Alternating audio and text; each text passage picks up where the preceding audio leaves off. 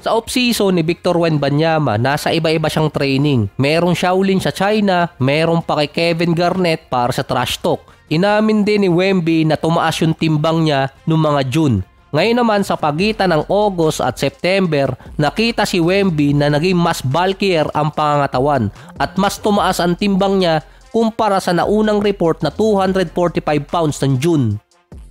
So mas mataas na ang estimated weight ni Wemby sa ngayon. Dati sinabi ni Barkley, sa San Antonio, ang tanging player na hindi pwedeng bumigat ay si Wembanyama dahil sa rason na matatamaan ang durability ng lower body niya at mismong sinabi na rin naman ng agent ni Wemby na hindi siya pwedeng basta bumigat na lang dahil may injured ang mga tuhod or paa niya.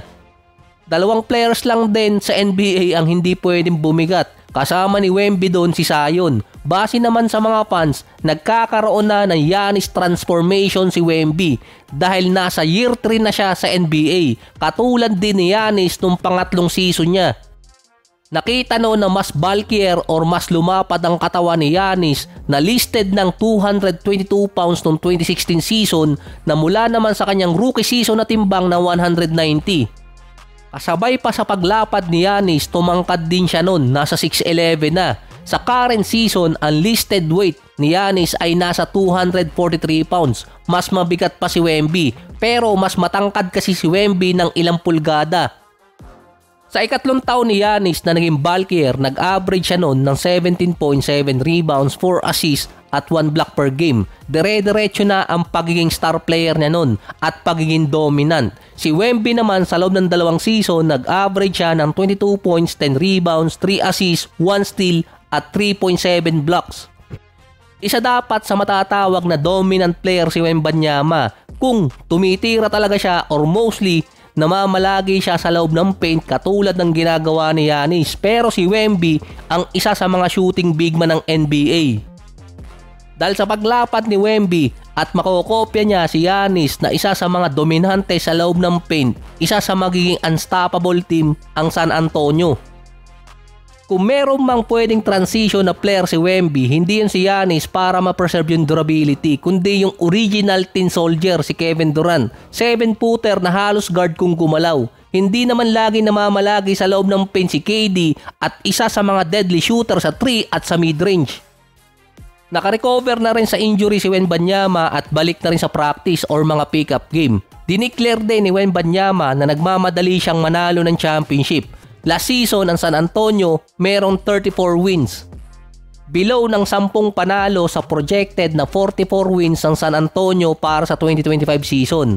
Para makaabot din sa playoffs ang San Antonio, kailangan nilang manalo ng at least 48 wins. Ito pa yung dadaan ng play-ins. Kung playoffs naman, nasa top 6, kailangan nilang manalo ng 50 wins.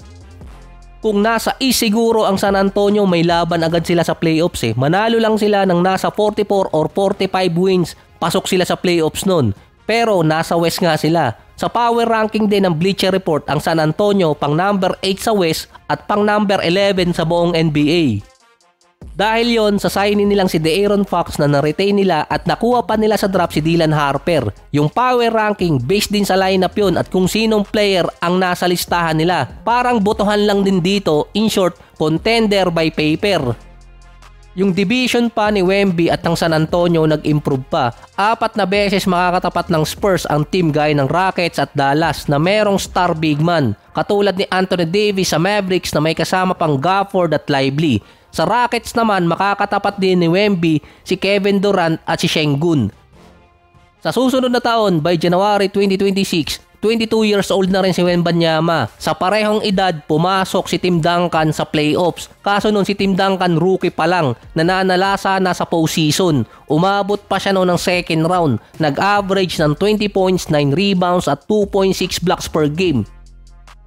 Sa idea na makakapasok ang San Antonio sa playoffs, meron agad silang 16 games sa pagitan ng Rockets, Memphis, Dallas at Pelicans. Bukod pa yung 30 games versus sa East, 46 games agad yun.